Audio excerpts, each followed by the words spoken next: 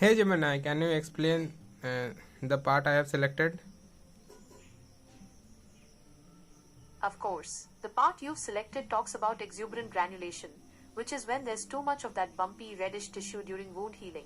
It can actually slow down the healing process and sometimes needs to be removed. Does that make sense? But it is a granulation tissue, then why it can interfere with wound healing? That's right, granulation tissue is important for healing, but too much of it can actually get in the way. Think of it like a speed bump. A little is helpful, but too much slows things down. That extra tissue can prevent the skin from closing up properly. And now explain in detail the part I have selected. This part is about how wounds naturally contract or shrink as they heal. Think of it like a drawstring getting tighter.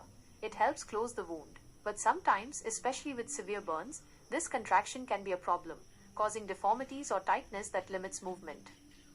Okay, thank you.